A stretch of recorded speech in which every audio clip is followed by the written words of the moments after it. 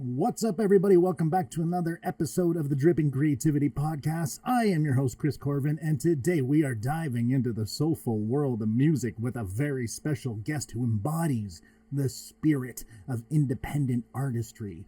Joining us is the talented singer-songwriter Sara May Defoe, all the way from Calgary, Alberta. Sara May's journey is one of passion, resilience, and the undeniable power of music.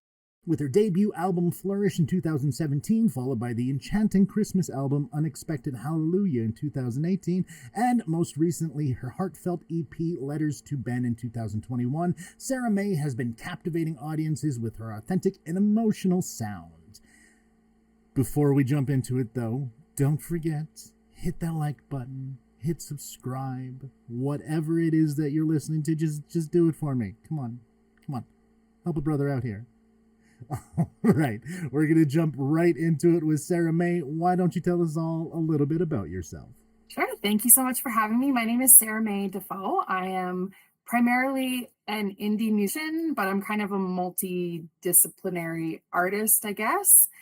So my other main thing, I'm a polymer clay artist, and I make weird little earrings and do markets and stuff like that. And starting to dabble in a little bit of fiction writing and poetry I've done for years, but just kind of a lot. I just sort of do all the things. So that's kind of me in a nutshell. I'm currently in Calgary, but not for long. I'm kind of on the brink of a midlife not crisis. So I've got a lot going on right now. So it's great. Yeah. You know what? As somebody that is in a midlife crisis, I completely get it. So then I think let's talk about your journey as a singer and songwriter first. Growing up, what types of things influenced your style? That is such a loaded question. So I grew up in a very conservative, church-going Christian family. And so I grew up singing in church, learning all the songs from the hymn book. That's actually how I learned to sing harmony, was listening to my mom, who's an alto, and then eventually putting together what she was singing that was different from what the lady with the microphone was singing, and what are those weird little black dots in the hymn book, and just kind of connecting everything. And I was totally obsessed, just totally obsessed. And I remember asking my parents incessantly for a piano, like every Christmas, every birthday, anytime anyone was like, oh, what do you wish for? Piano, for years. And then we didn't have a lot of money growing up. That's like the nice way. That's a nice way to say it, right? And so it wasn't something that was easily attainable for my family. And my mom, when I was 8, I got home from school one day and there was a piano in the living room. And she had, figured it out. It's like there's a whole story behind it, but and then I got to start learning piano and just continuing from there. I always just loved anything musical, but I was very shy as a child. So it actually it was kind of in high school when I started really getting into writing my own songs, and then scraping up the courage from somewhere to start sharing at, little school events and things like that. I had always sang in church, but it is different, right? It's like there's a difference between, singing songs in a very specific context for a very specific purpose, that are not my songs, and then kind of switching to that other gear where it's like, hey, here's my whole entire heart and soul. Just, do what you want with it and think whatever you want of it. It's so, you're just so vulnerable. And so, I continued on with that. And then went to university, like, you got to get a real job, right? And So I've actually been a teacher for almost 20 years. Yep, almost 20 years. Um, and taught music for a long time and did all of that. But it was about, let's say, 8 years ago when I kind of found my way back to songwriting in kind of a new way. I had continued just sort of in, as a hobby throughout my whole life, but teaching is a pretty all-consuming profession. I also got married and divorced in that, span of life. And so, it's hard. It's hard to find the time for those creative things when life continues no matter what. And so after I'd gone through a divorce and a whole big shift in my life, I wrote 10 songs, and something in me was like, all right, well, let's professionally record this. Just like, I've never done that before, but that's what we're going to do. And I found a producer and I scraped up more money than I want to admit and recorded and released an album. And so that was 7 years ago. And then I've done 2 more since. And now I'm about to move into a 1977 RV and live on a farm. And the second priority behind, making it cat friendly, of course, is where do I put my keyboard in my 19-foot RV so that I can keep it going. So yeah, it's been it's been quite the road as a musician, um, but I love it. I love it more than just about anything else. Well, and really, that's what it boils down to, right? As long as you're still loving it and wanting to do it, then you make it work for Yeah, sure. absolutely. I know. I'm much the same way with my stuff. Um, so then let's talk about some of your songwriting and your songs. What sort of themes and stories kind of go into, like, is it a theme through the entire album, or do you focus more on per song? I'm very much an album writer. I am old school. I've spoken to people over the years and they're like, you really should embrace this singles kind of, release strategy. And that's how you'll get the most bang for your buck and followers and streams and blah, blah, blah. And I'm like, but that's not what no, thank you. I'm good. So my first album is very much a story, and it's like 10 songs that all kind of flow together. And it's, music and most other art forms are very much like they're deeply personal, but then they're also universal because we're all human and we're all connected and um, we've all been through some things. So yeah, my first album, it's interesting. It's such an interesting thing now. I'm in such a kind of new place in my life. Um, so my first album, and actually my second as well, were very much like faith-based. So like I got radio play on like Christian radio stations. My second album was like a Christmas album. So it's like a few traditional carols that I put my own kind of spin on, and then some original Christmas songs that I wrote. And the single from that, because I was trying to listen to what the people said and release a single and promote it and do all the things. And I guess the joke's on me because they were right, and I got radio play in like over 100 radio stations, like Christian radio stations around the world. And so I mean that's obviously really cool. um but it's interesting now because I'm in a place where my faith journey has kind of taken me on a different path. And so I was a churchgoer for a long time and I'm not anymore. And I'm still very much a spiritual faith kind of person, but it's in a different way. And so it's interesting now to kind of look back on the music that I made at a different time of my life and still be really proud of it and feel really connected to it. But, it's very much like a timestamp. It's like this is a snapshot of a very specific time in my life. Um, yeah, and then my third album, well, it's an EP, it's only 5 songs. Um, I guess it came out 3 years ago now. Is that right? Yep, that's right. And it's very much a story. It's called Letters to Ben, and it's a story of love and loss, and it's very much a complete, you know, it's a complete set of songs. It's like chapters in a book, and that's how I roll. And even with what I've been writing lately, um, I'm very much that project, complete kind of set of songs, album kind of person. And I don't care if it's trendy. I don't care. You know what? Even looking at some of the current stuff, there's a lot more album-based music out there.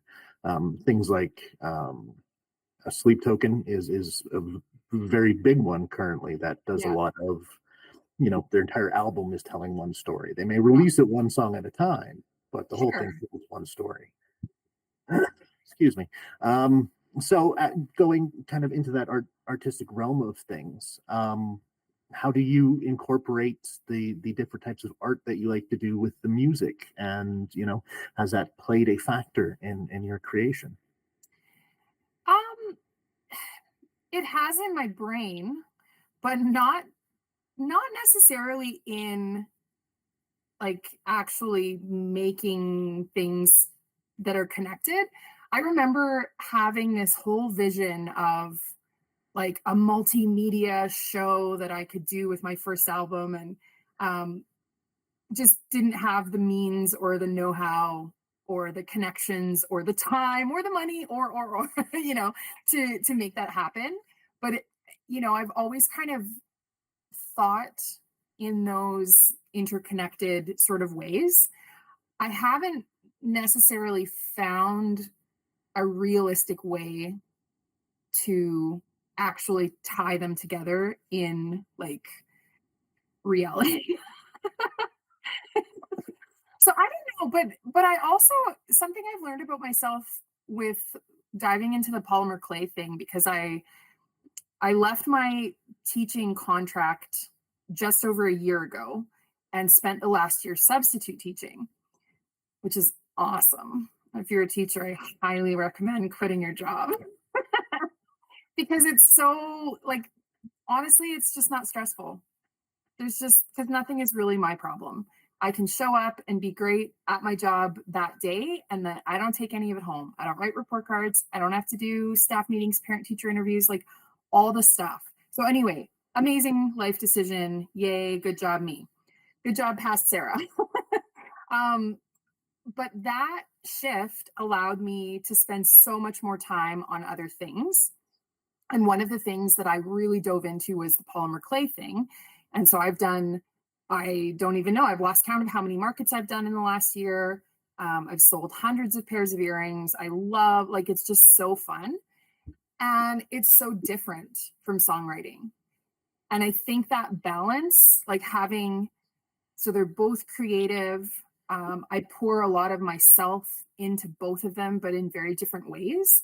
And so I think that balance actually helps me with both, by having something where I can just totally shift gears and focus in, and then totally shift again.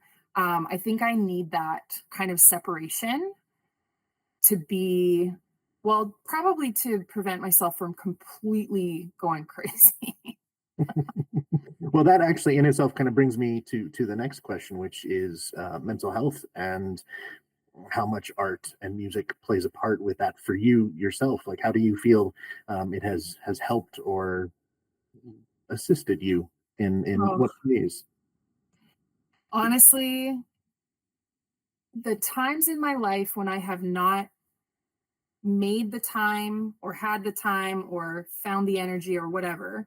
So the least creative times in my life have been the worst in terms of my mental health. And some of that is circumstance. I was in an abusive marriage for 5 years. And so that was a circumstance that obviously created a lot of problems in my life and my mental health and my physical health. Um, but that was a period that I was not songwriting at all. I was actually still doing music like at church, and I was a music teacher. So I still had a lot of music in my life, but without that outlet for me to just sort through my stuff at the piano and, whether people were going to hear it or not, um, that was one of the lowest times of my life. And obviously not just because I wasn't songwriting, like, hello, my dirtbag ex-husband was the main reason. But those things really go together. And, I've noticed it in the years since the divorce too, when like I'm on my own, I'm free, I can do whatever I want. But the seasons that I haven't prioritized being creative and having space in my life to pursue whatever kind of creative endeavor, um, those are the lowest times. Those are the times I've struggled the most. I have struggled with depression for years since I was a teenager. Um, I was diagnosed with anxiety. I've been on medication for I I don't know, maybe 5 years now. Life changing. Highly recommend if that's right for you. Um, Therapy has been amazing, but I will also say, before I was ready to admit that I really needed to look into like medication, and like that was a hard process for me. And I even had a lot of like medical anxiety. So even like going to the doctor to get help was like, oh, Um, and I remember just randomly having this thought and signing up for a watercolor painting class. Just, I don't know. I just was like, I'm going to do this thing that I've never done before. And it was amazing. It was so therapeutic. And that, I don't know, that choice and that like, carving it. And then it's a scheduled time. It was once a week for 8 weeks or whatever. And I paid for it. So I'm a total cheapskate. So if I paid for it, like I'm going to go. And I like, I'm going to be on time and I'm going to complete all my, like I'm going to get my money's worth. And because it was something I was committed to and made time for, I saw an improvement in my mental health. And I think that might have even been a stepping stone that kind of let things clear enough to be like, okay, I can go to the doctor, I can suck it up, I can figure it out. So yeah, art, music, creativity, massively important to me in my mental health. Like undeniably one of the biggest influences. Yeah, for sure. I 100% agree. That's the majority of my mental health stability comes from music itself. Mhm. The ability to I love depressing music when I'm depressed. It's my thing. And I came to the realization that it's not because it makes me feel more depressed. It actually makes me feel better because it's like relating it's finding words to something I wasn't able to define, Yeah. and that type of like emotional connection where it's like, oh, this is exactly how I'm feeling right now. They just put it in a way better way than I would have. So yeah, no, I love that. Yeah, listening to music makes you feel seen and makes you feel understood in and because it's, the lyrics, but then it's also like the music, the instruments, the notes themselves express so much that it's like a double whammy. Music is magic, man.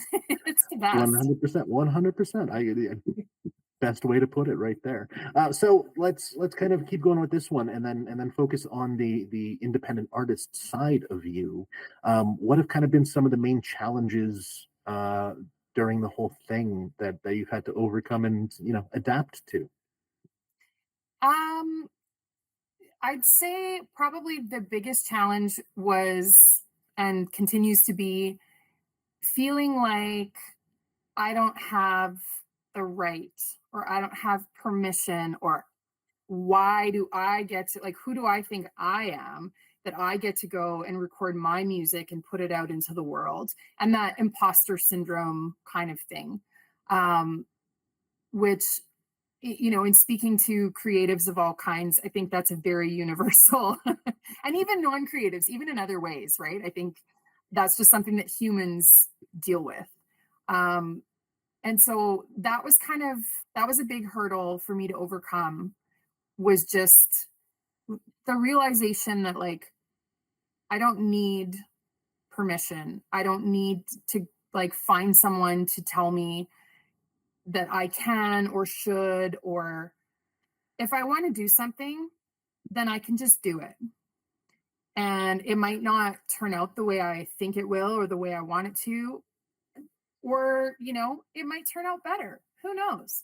But it's just, and actually, even with like this big shift in my life, like literally selling all my belongings and moving into an RV with my cats, like, but even that, it's like, I'm like, well, I'm just going to do it because I want to do it. And that idea that I need to, like, I should talk to my mom, and I should talk to my best friend, and I should talk, and it's like, or I could just like talk to myself and be like, hey, I have been kind of low key dreaming about this for years, never thought I could do it, but I actually can. So maybe I should, and maybe I will. So just that idea. And I think that's hard anytime you're doing something that's like a little bit outside of the norm, whether it's with something you're creating, something you're doing with your life. I think that's number one. Um, Money. I'm not the kind of musician, like, I know it's so easy and anyone can make music at home on their laptop and all you need is blah blah blah blah blah. That's not my jam. Uh, I know I'm capable of doing anything I put my mind to, but that doesn't mean I want to or have to. So I'm more of a, how about I write the songs and then I pay someone else to do what they're really great at, and then together we make this great thing. But of course, that takes money. And, I made some changes in my career even before I left my contract position. I went down to part time and did a few things trying to make space in my life so I could have, carve out a little bit of time to be a musician. But then it's like, well, I went part time, so now I make less money. And it just, the math ain't mathing. And you don't make any money on Spotify unless you're Taylor Swift, or, like, you just, it's, it's actually disgusting the way that the industry has turned away from supporting independent artists and small artists who, like, I just got my Spotify email. I had 6 listeners in the month of June. Yeah. Like, which, you know what? I'm grateful for all 6, but I'm not bringing in any money. So it's like, it's hard because you want the cycle to continue. You want to write and release and share and then make money so that you can write and release and share and make money. And when the making money part doesn't happen, then it's like, okay, well, what do I do? So money is a big hurdle. Um, and I'd say those are the biggest two. Honestly, once I kind of learned that, like, I can do whatever I want, I don't need permission, then it's like the other stuff kind of melts away. It's just like, I'll figure it out, or I'll do it when the time is right, even though I want to do it right now. I trust that somehow things will kind of line up when the time is right. And I don't know, so far that's sort of worked. Well, that rolls very nicely into the next part, which is, with all of the hurdles and the struggles and the financial side of shit, how do you stay motivated when it comes to creating new songs and the writing?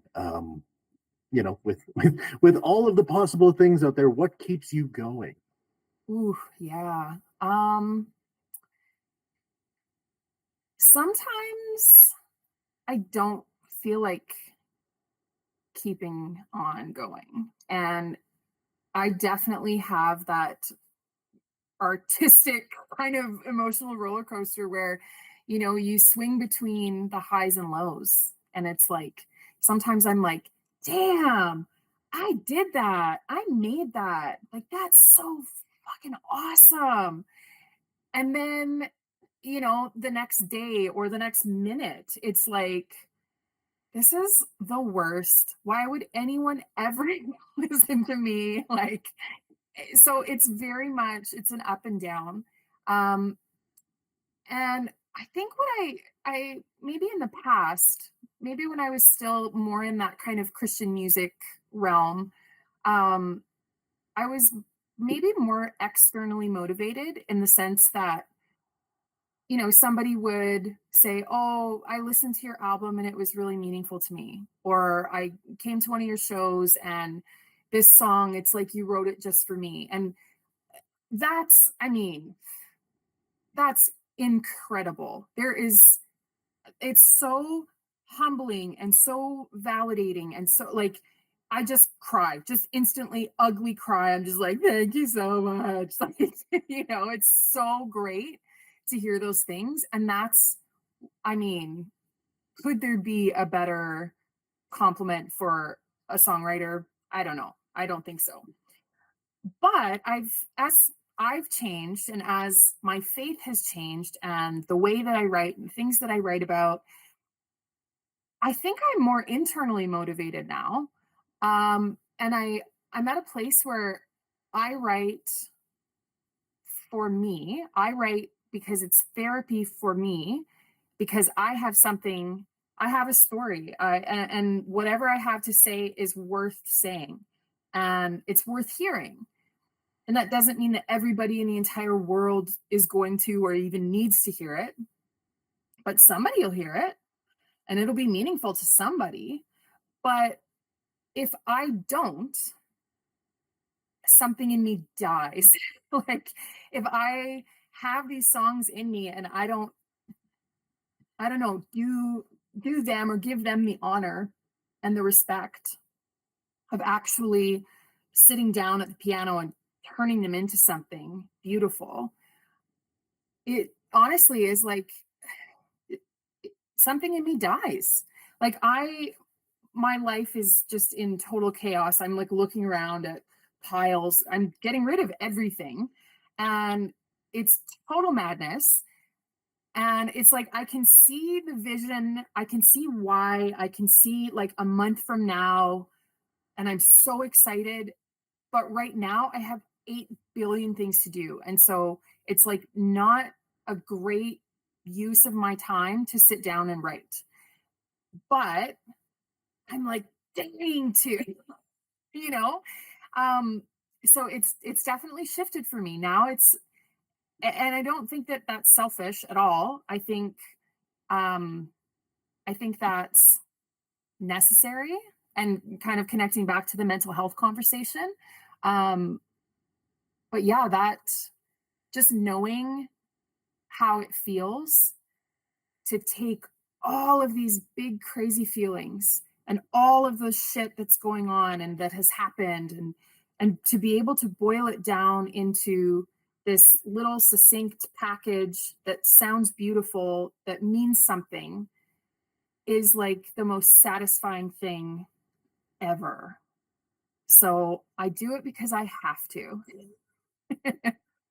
Literally beautifully put. Could not have said that one better myself. So we are going to start wrapping up with some rapid fire questions here. Oh, all right.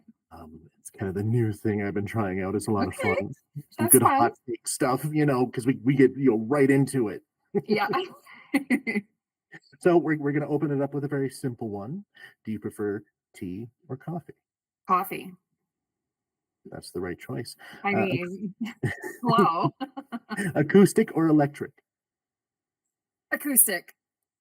Ooh. Ac- yeah. Hollow body electric? No, acoustic. Can't go changing the answer now. It's locked in. It's Okay, okay. permanent. Describe your music in 3 words.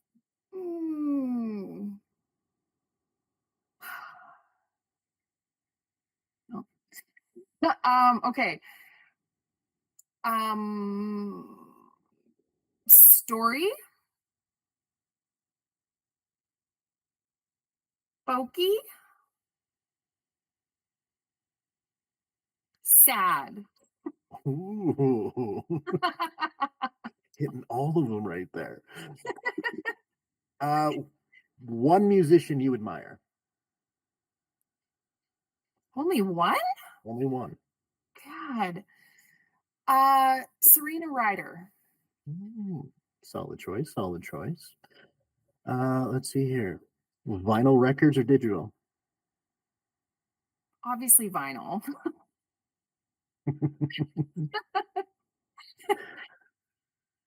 Let's see. Do you think lyrics or melody is more important?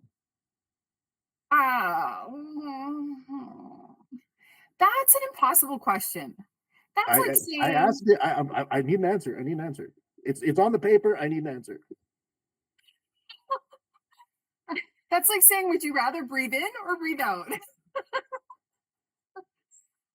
Okay, if there's a gun to my head and I have to choose, even though I don't believe that one can choose, but since you're holding a gun to my head, I'll say lyrics. All right. All right. I'll agree with you actually. Um, dream venue to perform at. Hmm. Bella Concert Hall. Ooh, where's that? It's on the Mount Royal campus. Sorry. I thought you said something completely different. Yeah, no, I know where that is. I know where that is. We're good. I love the Bella. It's so beautiful. Oh, Jesus, I completely lost where I am. We already know if you think somebody should focus more on singles or albums, so we're good there. Uh, you know what? I think we're going to end on the very final question, which is not a rapid fire question, but a question. Okay. Um, Starting out musicians, new to the scene, just getting started. What is the one thing you would tell them?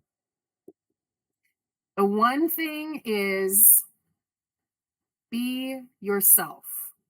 Not Do not try to emulate the sound or the look or the business plan of anybody else, but follow your gut and follow your intuition and just be unapologetically 100% yourself. That's a solid message. I love that. And then the ultimate final thing, where can people find you and your music? People can find me, probably the best way is just my website. So it's www.saramaydefoe.com. And that has links to, all my socials and places that you can stream music and stuff. Instagram at Sara May Defoe Music. And then I also have an Instagram for my handmade stuff, which is at Maybird Handmade. And those are the best places. Perfect. Then the absolute final thing I need to do is just say goodbye to everyone.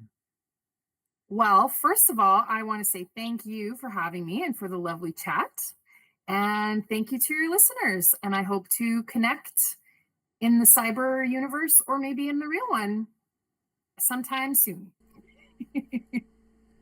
Thank you so much, Sara May, for sharing your exciting musical journey and everything you have coming up. I'm very excited to see everything happening. It's been a joy to hear about absolutely everything. And to our listeners, I hope you felt inspired by Sara May's dedication to her craft and her journey. Oh, it was so cool. Be sure to check out her albums. Follow her on socials. Keep up with everything, including the new Moving, which is amazing and so much fun. As always, thank you so much for joining us in Dripping Creativity Podcast. Don't forget to like and subscribe, leave a rating wherever you happen to be listening to, share with your friends, share with your friend's mom. That's cool too. I've been your host, Chris Corvan. You can find me everywhere at Chris of the Void. Remember, stay creative, stay inspired, and until next time, see ya.